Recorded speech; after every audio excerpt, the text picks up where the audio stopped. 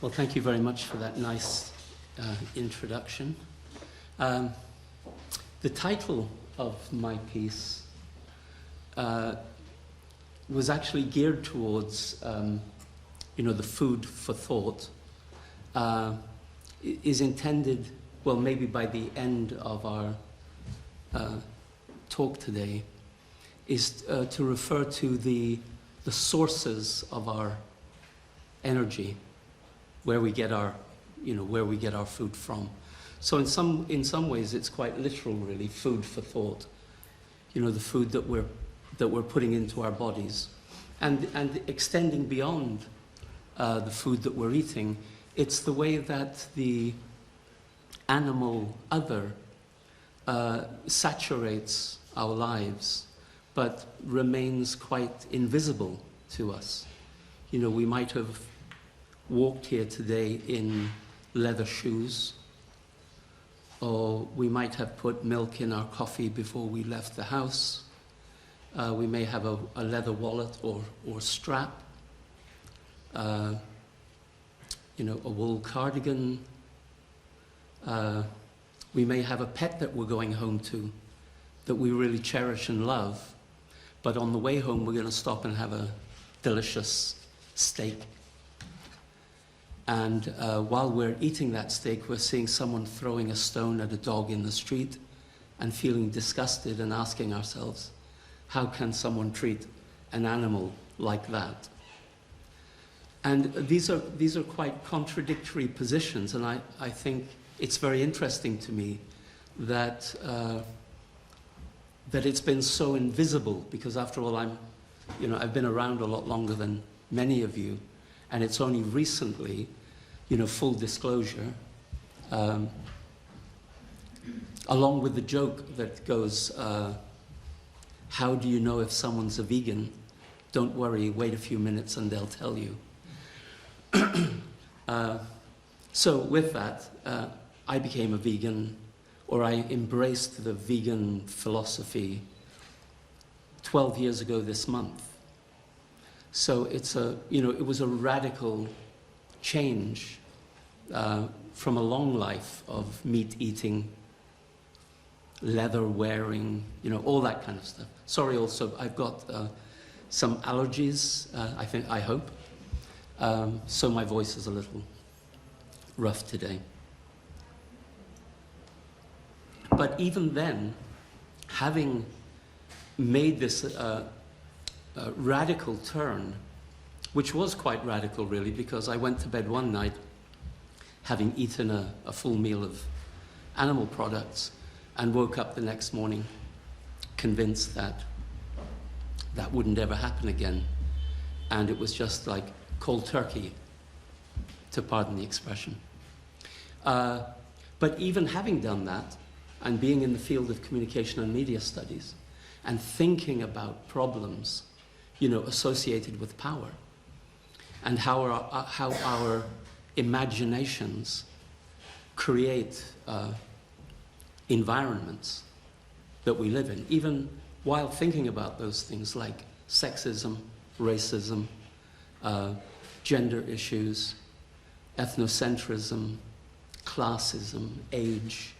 Even while doing those things and having made that radical transition to suddenly changing not just dietary habits, but also, all other habits associated with the exploitation of other sentient beings, I still didn't find a connection to my work. It didn't come to me naturally that I would then start thinking about how can media studies be involved in this? Or how is discourse involved in this?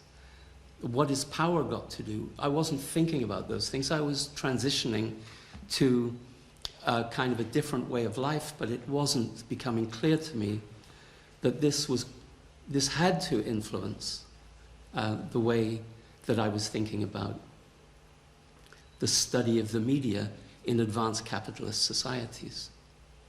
And that was a very gradual thing, and Hanafe mentioned a course that I created, I think it was 2016 when it was first taught, And I had embraced veganism in 2012. That's a long time.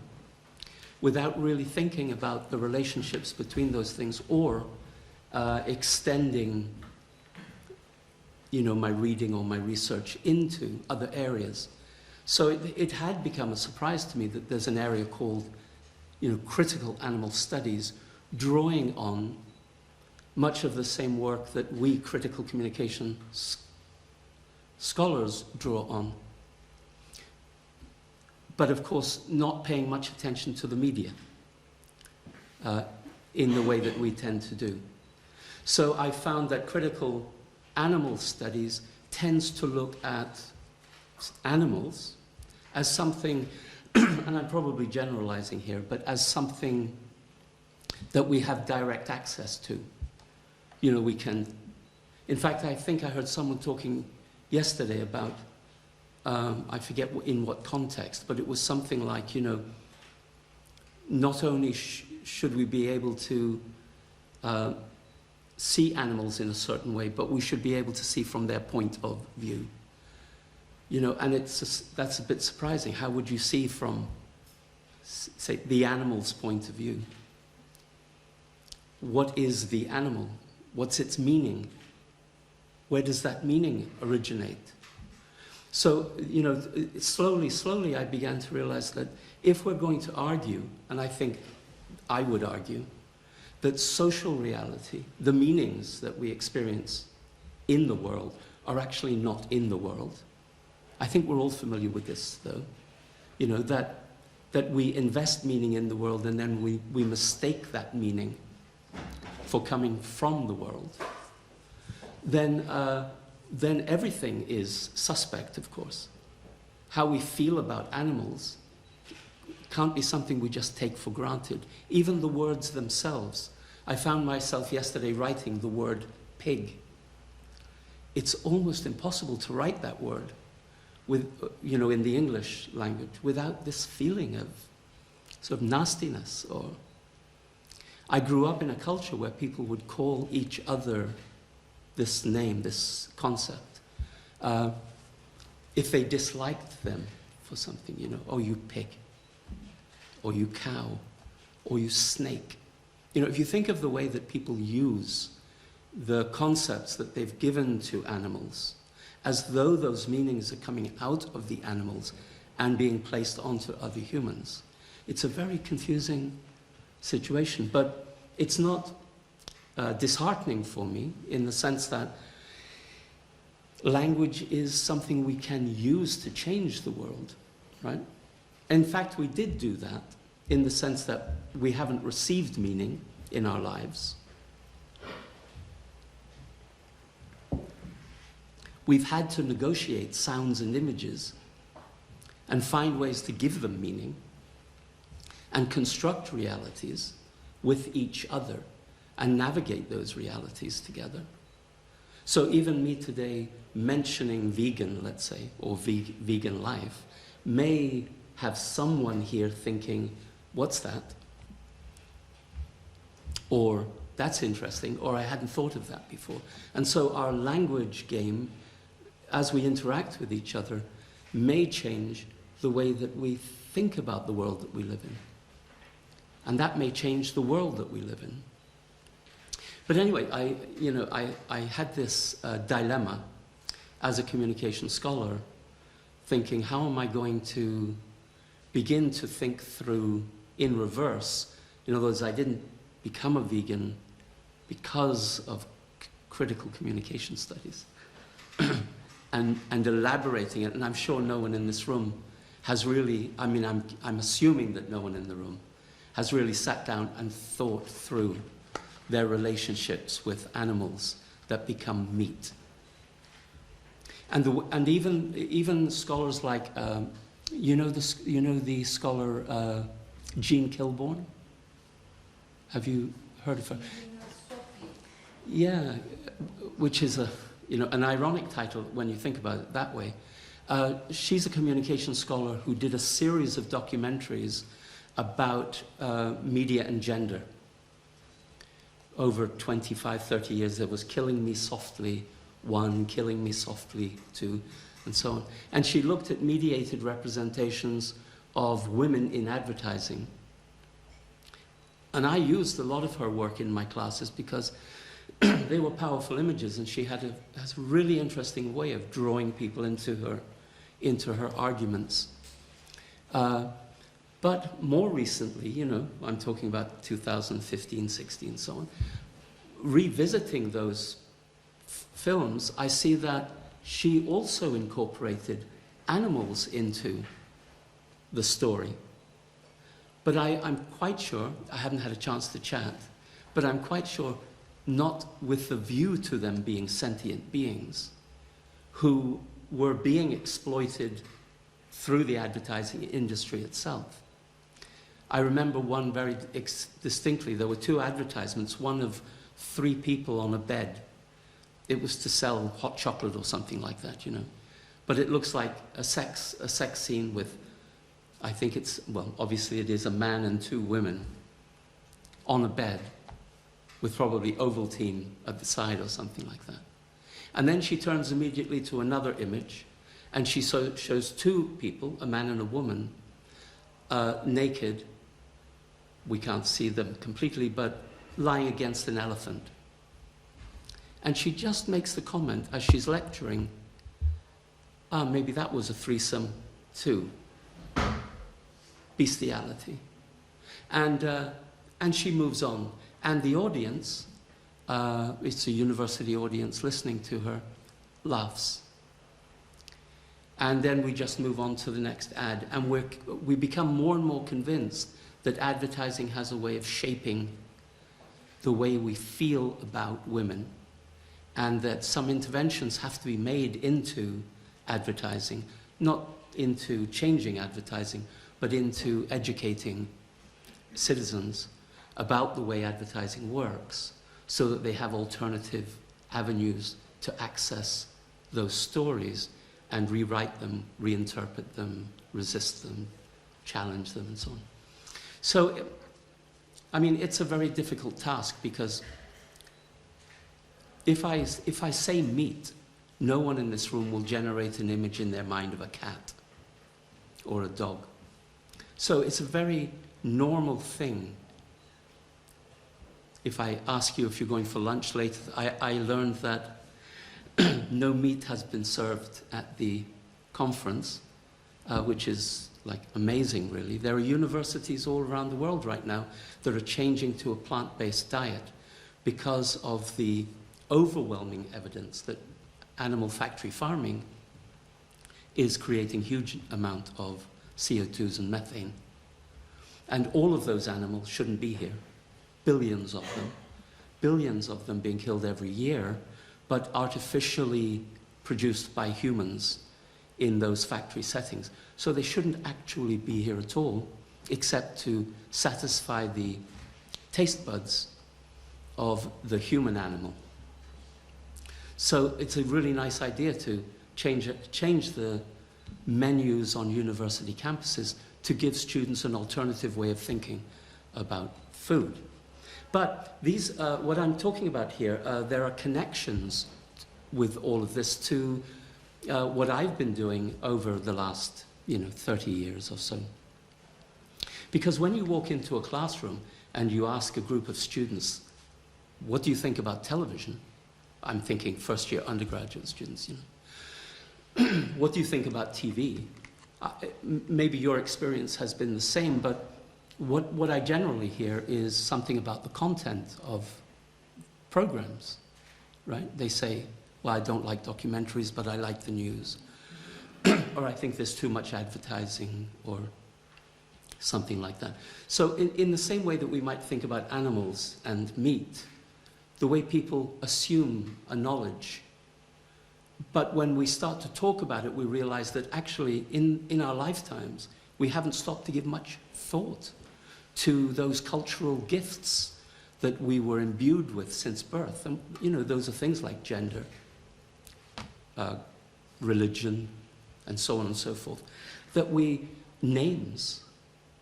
our names, that we were given at birth by people who had their own imagined futures for us. How many of us sat down at some point and said, maybe it's time for me to give myself a name? A species that imagines the world doesn't even name itself. Someone else from that species names them. I mean, I'm not saying there's something wrong with that, but the question would be whether we revisited it, whether we rethought it. Drinking breast milk after our mothers have weaned us. You know, what other species does that? It's not a question of if it's wrong or right, but it might be a question about whether you and I actually thought about that and revisited it and asked ourselves, you know, why do we drink breast milk from cows or goats? You know, there's a natural weaning process when you stop drinking that stuff because you've become an adult. And we might answer it with things like, well, where will I get my protein? Where will I get my calcium? But that's a question, not an answer. So we might ask, well, where did the cow get the calcium? Where did the cow get the protein? Maybe we can go to those sources. You know, not grass, but if I come back to that question, I'm asking my undergraduate students, you know, what do you think of, say, television in the 20th century? They would have said something about a program. And, you know, you begin to think, well, obviously they're going to say something about a program because since birth they've been situated as consumers of culture, consumers of the world. They haven't been situated as producers of the world. They're always behind a television set, behind the radio, behind the newspaper, behind the magazine. But you might imagine that, or as I would tell them, you know, you might imagine that if you were to go over to, say, Dow TV, it probably won't happen this way, but hypothetically, if you were to go to a TV station and ask someone working in there, what do you think about TV? They might say, well, I really like these big cameras, these cables, I like the scripts, I like the actors. I'm not so fond of parabolic floodlights, but I like Fresnel spotlights. I like editing equipment and so on. The word television is contentious, right? I mean, it's up for grabs. It depends on how you see it, how you experience it. And then we could move to, I don't know, owners. What do you think of TV? Well, I'm not making as much profit from that this year as I am with my social media. So television becomes something that is the producing and the selling of a product for a profit at a top level, but the person at the bottom who's enjoying the programs doesn't suspect, right, that they are the product that's being sold at the high level. So this is something that the thing I'm bridging on right now has to do with what Dallas Smythe called the blind spot. If you're familiar with Dallas Smythe's work. I know we have some scholars here from other countries who aren't from communication and media studies, so I kind of made a decision to include a kind of overview of a critical media studies approach. And the idea here was that in the 1960s, 70s, there was a lot of work going on in media studies that made an assumption that the relationship is between the television or the newspaper or the radio station or the movie and the audience. Advertising is an interruption to those things, or a using up of space or time of those things.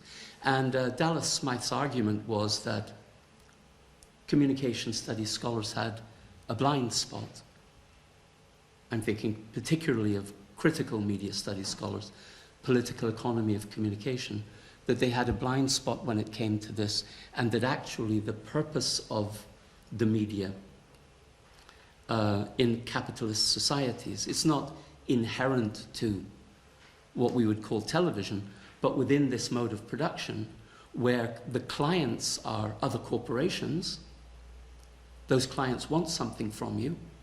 What do they want? They want access to audiences. So what are you going to do? You're going to produce audiences. And how will you produce audiences? You're going to a kind of unwilling cost, which is to produce programs. Programs are the necessary cost of producing an audience. But from the audience's point of view, of course, the program is the product, or the product in the advertisement is the product. I hope I'm not boring some people with this, because I know some of us have explored these issues before, and some of us, I think, haven't. But it's a very interesting problem that even today, outside of the university, if you were to ask your friends and neighbors, what is the product that television produces and then sells for more than it costs to produce it, they're more likely going to mention things like the news,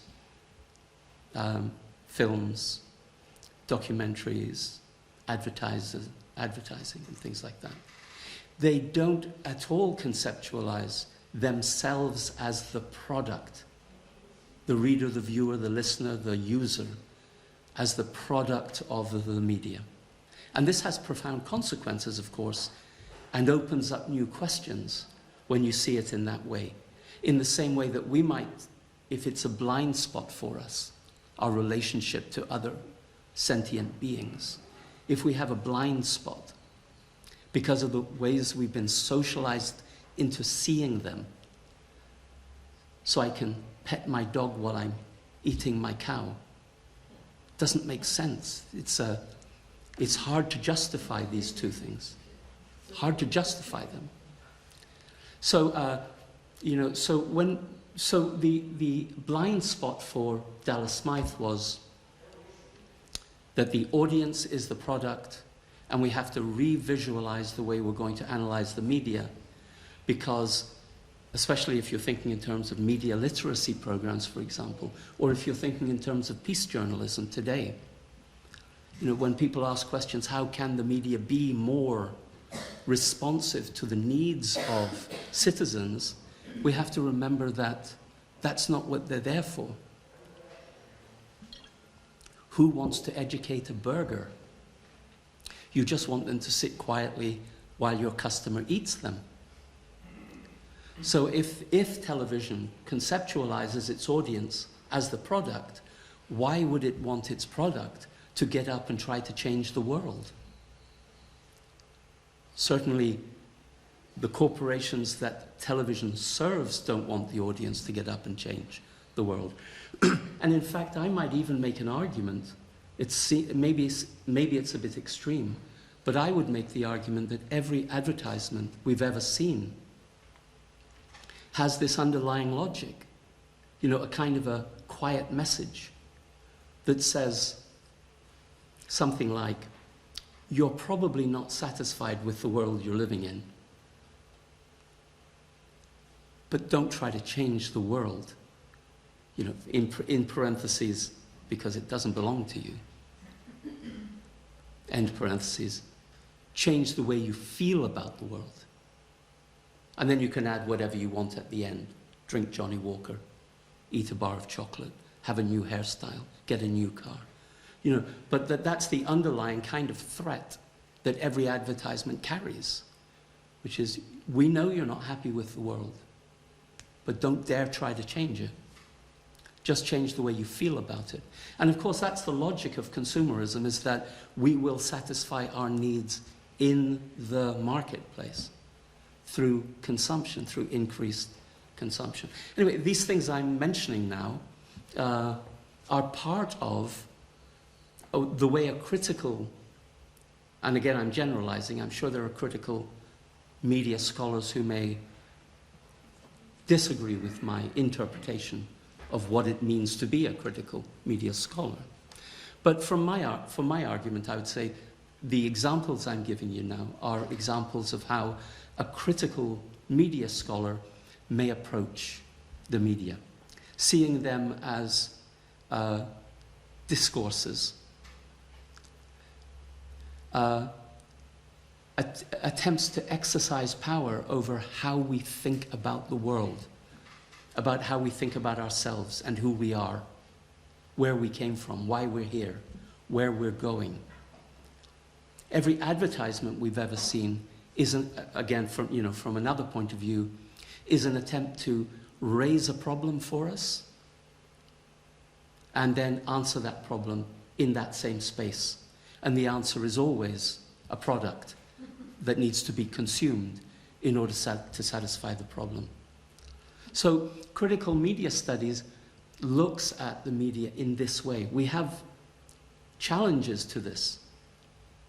We can fool ourselves sometimes into thinking that it's a dominant area of media studies, whereas in fact it's quite a struggling area of media studies. The dominant area is represented by those who perceive the world outside to be fixed and prepare students to shape themselves, mold themselves, to live in it, rather than to reimagine it.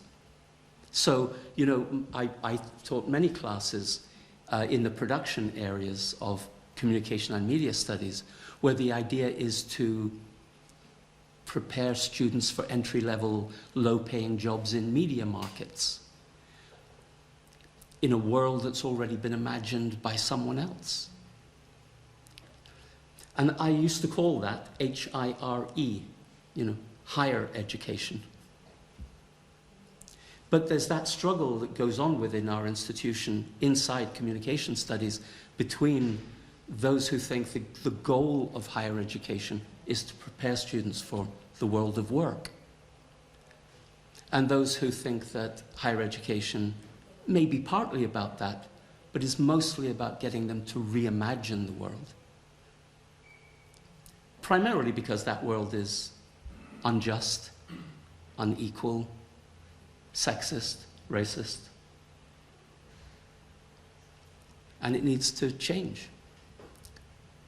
So I've taken a long time with that to introduce it, but it is important to say that critical communication studies are a critique, I would say a critique of the mode of production, a critique of capitalism. And in fact, people like Vincent Mosco, a political economist of communication, who unfortunately died I think it's a few months ago now. I remember one visit, I was at the University of Oregon when he came, because he was working with one of my teachers at that time, who was Janet Wasco. And he came and he was telling us, and I think he also wrote in his books, you know, he was saying, critical media studies is it's not only a critique of capitalism, but it's an attempt to bring capitalism to its crisis point. I don't think he was advocating violent revolution, but he was, the way I took it was that we're not here to solve problems, capitalism's problems. We're not here to answer questions. We're here to question answers. Our job is to question the answers. So, for example, an advertisement is the answer to a question. It's a question I didn't ask. But when I look at that page, I'm now investing it with meaning, and I have to critique that. Of course, the question that the advertisement wants me to answer is, am I going to buy Maxwell House or Nescafe? But I don't want to answer that question, right? I want to question that solution to some problem. Is that the way we're going to solve our problems? Because, of course, next week there'll be some new and improved version of the same product that didn't solve my problem last week. So Vincent Mosco's argument was, we're contributing to the crisis of capitalism. It's got to change because everything changes. And there was a time when it wasn't there, and there will be a time when it isn't there. But can we make the transformation before the planet is no longer sustainable, that we can't live on it anymore? Right now we're living in the 6th extinction. The last one was the dinosaurs. And how did they die? Apparently with a meteorite coming to Earth. Now we have vast extinctions on our planet.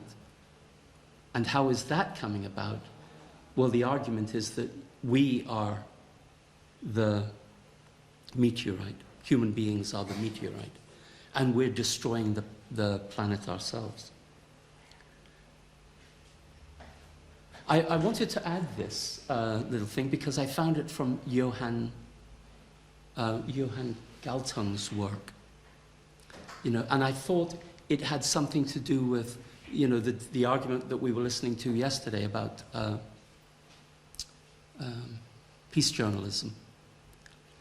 Because it interested me that Johann, I had a series of back and forths with him many years ago when peace journalism was basically beginning.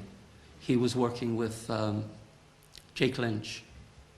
And this notion of peace journalism, which I found quite sexy, I was thinking, well, this is kind of cool stuff, peace journalism. And I did a little bit of research on it, and I found, because people were saying, peace journalism began and then they dated it back to some, I think, 1960, 1970 article of Johann's. And I contacted him and said, can't find it. Where is it?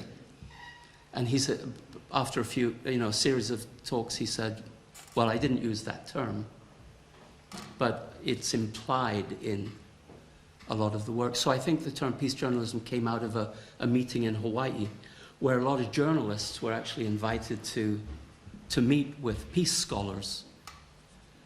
And then this came out of that meeting. And then I think it might have been done like a Gramscian, what was that, grassroots intellectual thing where those journalists were supposed to go back and invigorate other journalists to move in a different way. But Jake Lynch left and went to university. So, and then this peace journalism thing came out, and it was very, it's the kind of thing that you could put in headlines in the media. But when I went back and tried to find out if the term peace journalism had been used anywhere, it was rather ironic, because it had only been used once. And I found a scholar who used it, and he didn't have any electronic technologies at that time, so everything was filed, and he said, I'll get back to you. It was the early 2000s. And he faxed it to me. And when I read the article, it was kind of funny, really, because the term peace journalism had been used like this. We're all peace scholars, but one of us doesn't do peace scholarship very well. We're too quick. We're too fast. We don't spend enough time deeply thinking about it. And the rest of the peace scholars call that scholar a peace journalist. It's a derogatory term for a peace scholar who doesn't spend enough time thinking about their work, which I thought was quite interesting. It's the only example I can find of the term before the 1990s. So Johann Galtung here is saying, yeah, we can make some changes, we can encourage people to do something, but unless there's a transformation, a social transformation, what's going to happen? We're going to repeat the same things over and over and over again. So what I've been trying to say here is that the critical approach to the media looks at, on the one hand, it looks at ownership and control patterns of media. Who owns the greatest storytelling technologies of our time? We might fight with each other, struggle with each other over the meaning of television, advertising, radio, newspaper, but what are we arguing about? This knowledge didn't belong to us. We've been socialized into it in the same way that we were socialized into eating animals. You may want to argue with me about whether meat eating is if you have a right to do it. The question is whether you actually ever contemplated whether you should do it, or whether it always seemed normal. So patterns of ownership in the media tell us something about the worldview of those who control the storytelling technologies, and they tend to be a privileged class. They tend to be people that we'll never meet. At least I'll never meet them. The owners and controllers of the global storytelling technologies. But also we look at textuality of the text, so that it's not just about who owns the institutions, who controls them, that's always changing. Tends towards more concentration and control eventually, but it is always changing. And then there are the texts that are being produced and circulated by the media. Do those texts represent? Who do they represent? Whose interests? Because remember, we've just said, why are those texts produced from a owner perspective, from a shareholder or stockholder perspective? Why are those texts circulating in the media? Because they attract audiences. They attract audiences for the advertisement. The purpose was to have an audience in front of an ad. So when we're analyzing, I'm not saying that therefore that, we are audiences that are being duped and led and manipulated by the media. I'm not going on this side of the argument. I'm saying from the point of view of industry, audiences are their commodity. It's what they produce and sell. So the texts they produce have to have something to do with. I was warning myself. And I didn't get through the slides. But those texts have to have something to do with the logic of capitalism. Whether it's a movie or a daytime drama, they have to have something to do with it. Now they will, because the people who produce those texts, I mean the artists, have also been socialized into those relationships. So obviously they're going to be sexist and racist and xenophobic texts that reproduce racial stereotypes and sexist stereotypes and so on. And as people begin to struggle and change and spaces are opened up for other discourses, then obviously we're going to get some examples of strong women, people who don't eat meat, an odd vegetarian here or there, and so on and so forth. But by knowing who owns and controls the media, we can get a better sense of what we're thinking about. For example, if we discovered that it's all the people that are paying a small fraction of their salaries every month for the media to operate, then maybe we wouldn't be talking about ourselves as the product of the media, because we'd have a different financial structure to the media that wasn't a relationship between the television corporation and another corporation, but it would be a relationship between the viewer and the institution. So it's good to know, and it's good to know how are these texts reverberating with the taken for granted common sense assumptions we have about the world? Or how are these texts challenging, resisting, maybe changing, transforming the stories that we tell ourselves about the world? In other words, is the media performing this imaginary function of educating, enlightening, empowering, emancipating us as citizens to act in the world, to change it? Or is the media performing a role that encourages us to see solutions to our problems only in terms of consumption and increased in consumption? And then, of course, by the way, in working harder and longer, because we need more money to buy more things. I went through this while we were talking, so I won't spend too much time on it. Sorry. I wanted to say that Dallas Smythe gave us something quite interesting all those years ago in terms of, hey, you're not seeing something because it's right under your nose, and thinking that that also has to be remembered, because we will always be not seeing something because it's right under our nose. We have to be, because the world is always in the process of change. So the thing I want to think about is, of course, the non-human animal. It's literally been under our nose, but we haven't seen it. We just put gravy on it, or a bit more salt, or cayenne pepper. And then we consume it, not having thought that it was a mother.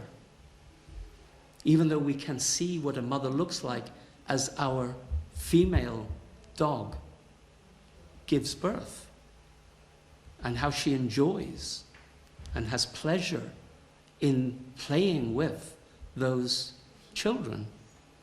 At the same time, we can be drinking the mother's milk while eating her body, not wondering what happened to the baby that I got to drink the milk. Maybe not realizing that that went to produce veal, very expensive meat, where you tie the baby down and feed it, I don't know what it is, sugar water or something, so that it gets very big but doesn't produce muscles. So it's a very tender kind of meat. Or eggs. You know, not realizing that a wild chicken, which is a female, in the wild, would have produced 12 to 14 eggs a year, which is kind of like a human female. But that, you know, along with Kentucky Fried Chicken and all those experiments on the bodies of this bird, now expected to produce 350 a year. But that's calcium on the outside of that yolk. Where's that calcium going to come from? So this is why the chickens in factory farming have broken legs, ill bodies, filled with antibiotics and hormones, which we then consume after consuming them, and so on. So I'm saying, I'm throwing it in because I know I'm almost out of time with the structure of my talk, but it's a blind spot, I hope. My hope is that if we see it, we'll want to do something about it. We'll want at least question our previous answers. Because every time you go and have a meal, that was an answer to a question. Could you imagine a time, for example, when we have a newspaper article where there are two leaders, let's say in Cyprus, sitting at a table at Ledra Palace to have a discussion. There's an image there too of them both sitting at the table because they're having a lunch together. And the caption says, the leaders came together to find a non-violent solution to the problem. But the picture shows them bringing in a big leg of lamb to put on the table, or shish kebab, and you and I are going to be thinking, wait a second, they couldn't even solve their appetite problem without violence. What hope is there for them to solve this larger problem without violence? They can't even solve their menus without violence. It's happening all the time, all around us. 60 billion cows dying every year. More fish than you can name, so you have to do it in tons. Billions of cattle, chickens, screaming, yelling, wriggling to try to get free. Blood pouring all over abattoirs. And then what about the human cost of those human beings who are up close and personal with those eyes, filled with fear, wanting to live, not die, not wanting to experience the pain. The chickens having their beaks burned off because when you put 15 of them in a small cage, they can't move. They're pecking each other. What I'm not trying to horrify you, but I'm saying that's the backdrop to these peace negotiations. That food is the end result of these behaviors towards other sentient beings. They lay a kind of a platform for us when we wonder why we're being violent to each other. Human animals. We already have it in front of us for why we can behave like that. This is how you behave towards animals when you want to use them for your own benefit. Jean Kilbourne spoke in this way in her films. She said, women have been reduced to less than human. And you always have to reduce a human being to less than human before you do something, horrible to them. And she said, women are already in that position. But I would want to add, more literally, other sentient beings are already in that position. They have no possibility of ever being considered human. But we do have the possibility of reconsidering our contradictions. And this dialectical analysis of the media, of capitalism, can be extended to our dietary habits, the fashion industry, the cosmetic industry, to zoos, circuses, bullfighting rings, what do they call it? Sport, hunting, and so on and so on and so on.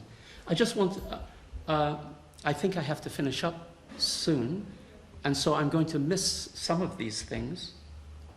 I wanted to mention Nuria Almiron because she's a critical media scholar who's bridging this gap between critical communication studies and critical animal studies. I'm not sure if it's a bridging of a gap or if we should be extending our understanding as critical media scholars of these contradictions within capitalism. The horrendous things I'm talking about that take place with other sentient beings today are the result of factory farming. They come out of the Industrial Revolution. There are things happening today that you probably don't want to know about. I was going to show you some clips of factory farming, but I thought, I'm not going to do the sensational thing today because that's not what this conference is specifically about. There's no point in, but if you are interested, I would recommend you watch a documentary called Earthlings. And then Don't Shoot the Messenger. But I really recommend it. It's a film made by a young activist. There are lots of them. But it's a young activist filmmaker who saw the contradiction in Al Gore's work, where he was trying to tell us that climate change was real. It's an inconvenient truth, that we've got to stop using water, that we've got to stop using this, start riding bikes instead of driving cars. And then he accidentally came across this information that told him that animal agriculture produces more CO2 and more methane than all the cars and planes and trains and boats and buses in the world. And that if you just give up eating one burger, you could go ahead and have 15 extra showers a day. The amount of water that goes into producing a hamburger is outrageous. You have to give the vegetables to the cow and then eat the cow when it produced the protein. But the argument here is, why don't you just get your protein from the vegetables and leave the cow alone? But let me go through this then. This part is where I'm just arguing, let's see if it's not impossible for us to bring non-human animals into view. How do we bring them into view? It's through discourse. It's through language games. For example, I said to you earlier today that I'm a vegan. Now, of course, I'm not talking to anyone in particular, but you may have sat there and thought, another one of those with an ideology. I don't want to hear about your ideology. I just live in the world the way it is. That's the way a feminist would be responded to by a patriarch. I don't want to hear all that bullshit. I just want to live in the world the way it is. Do you understand what I mean? That's because the hegemonic power groups in the world go without names. What are you if you're a meat eater? You see? I mean, what are you? I'm the vegan. You're not. You're safe. You just live in the real world. No. So there's a woman called Melanie Joy, and I don't think I got to her. But I don't need to do it here. That we should move to a world that decenters the human being. But Melanie Joy came up with a concept that I think would be very useful for us in communication studies, which is the word carnism. Let me see if I have it here as a slide. These are the concepts that we could begin to use in critical media studies, because look, if you're going to analyze advertisements, you're going to meet with burgers and milkshakes. Are you going to ignore them? You're going to meet with leather shoes, wool coats. Are they just going to be invisible? Carnism, Melanie Joy says, is the invisible ideology that would be the hegemonic ideology of meat eaters. So there's a really nice mockumentary called, what's the name of it? Carnage, Swallowing the Past, in which a vegan is being interviewed on television, and the interviewer keeps saying, yeah, but you're saying that because you're a vegan. Oh yeah, you would say that because you're a vegan. I understand that, that's only because you're a vegan. And then the character, who is a vegan, Roy Troy, I think, turns back to the interviewer and says, I'm not a vegan. You're the carnist. Like the feminist should, I'm not saying we should give up the term feminism, but the feminist could turn and say, I'm not a feminist, you're a patriarch. You're the ideologue. You think I am an ideologue and that you're free from ideology. This is the problem that we face, as feminist critical scholars, is that the student thinks that they're in a world free, in a space that's free from ideology, and we're trying to sort of push ideology on them, that they're a clean slate. Don't affect me with that ideology. I just want to live in the real world. So Melanie Joy's concept is very powerful because it insists that a meat eater take responsibility for their ideology. And she then goes on to argue that there are 3 key arguments that every carnist will make. You can test it for yourself. She argues that every carnist, when challenged about their meat eating, will say, it's normal. She calls it the 3 N's. It's normal. Everybody does it. It's natural. We've got these little teeth here that are a little bit sharp. And it's necessary. Where am I going to get my B12? Where am I going to get my calcium? Where am I going to get my protein? I'll take the last one, not realizing that all animals are given supplements today because they're in these, if I can show you.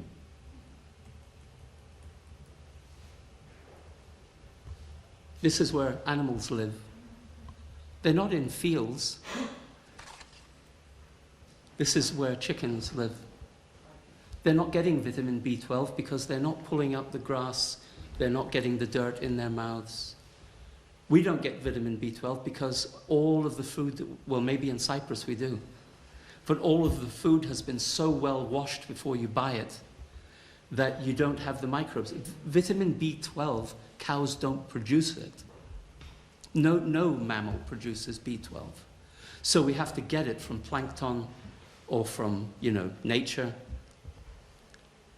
So cows get their B12 from supplements, along with antibiotics, along with hormones. What about calcium? Where am I going to get my calcium from? Well, where do cows get calcium from? We can get all of our calcium from... what I'm saying is the ideology of carnism is blocking any possibility of rethinking. My time's up, isn't it? Okay. Well, I hope that was okay. I think I went through most of the slides. I do this quite often, actually, I have to admit. I think I went through the slides without going through the slides in the argument. But what I'm basically arguing for is a rethinking of the grounds on which we conduct critical media studies. You know, we already have an intersectionalist approach. We're already looking at the intersections of power when we think about race, ethnicity, class, gender. Why don't we add other species to it and start considering, you know, the cost to other sentient beings of not changing the way we think about them? When we change the way we think and the way we speak about other animals, we may bring about different ways of living. I'll just say as just a very last comment here that 12 years ago, when I walked into one of the large supermarkets, food was everywhere. You know, I don't know if it'll mean something to you, but you know, food was everywhere. I didn't have to think. I went into the freezer one, I went into the meat section, I went into the cans and filled the cart and then took it home. Or went to a restaurant, food was everywhere. You know, I told you there was this sudden transition. The next day, there was no food anywhere. It was frustrating at the beginning because I didn't have a story to replace the story that I was living in. This is, I think, how women feel in patriarchal society, or women who are abused in relationships and they want to leave, but they can't leave because all their energy went into building the home of their oppressor, and they haven't got a story out there because their story's in here. That's why we need those transitional spaces of shelters, because there's no story to walk into. If you're thinking about moving from a diet of other species to a plant, or, you know, a violence-free, let's say, diet, there's no story for you. I mean, there's a better story today than there was 12 years ago. Today you can go to Lefkosia to a vegan restaurant, and on the Greek side there's a lot more vegan restaurants, lots of vegan products that you can buy, and they're shaping things like meat and chicken and so on. And then friends might say, if you don't want to eat chickens, why are you shaping your food like... And you say, well, does the meat industry have a monopoly? We're not killing animals, right? So you could say that. But I'm saying, you know, 12 years ago, there were no question marks in my mind when I walked towards restaurants, supermarkets, clothing stores. I don't know, the list goes on. Then suddenly, when you decide that you're not going to live inside that story, you realize that you're going to have to start telling a different story, because there's not going to be a story there for you. And that other story has a lot to do. Imagine the energy that has to go into producing all the food you're going to eat, because no one's producing food that doesn't have milk in it, that doesn't have butter in it, or eggs, or, you know, something like that. Or how are you going to get clothes if everything is leather and wool and silk and... I mean, there are so many things. So you know, what I'm arguing is that critical media studies can join in the process of reimagining the world so that it really is a world of non-violence, not just for our own species, but for other species too. Many years ago, when I was doing a study on Lokmaja Ledra Street, I had asked the question, what is the Cyprus problem? And many people had said to me, the Cyprus problem is between Greek Cypriots and Turkish Cypriots. I asked, well, what about men and women? Because it seems to me that women on the Greek side and the Turkish side have more in common with each other. They're more abused. They have less access. They don't own television stations, radio stations, newspapers. Couldn't that be the Cyprus problem? That is, that women aren't involved in solving a problem. And everyone was telling me, well, we have to wait until the Cyprus problem is solved, and then we can deal with gender. And I asked, but maybe if we deal with gender first, there won't be a Cyprus problem. And it might be something similar with the way we're behaving towards that first slide, which was how we fuel ourselves to think about the world. It's an incredibly way to fuel yourself. And if we have a choice, then why should we choose to be violent, choose to be cruel, if there are other options? But there isn't enough time today to talk about other options, so I'll leave it like that. Thank you very much for your attention and for your patience.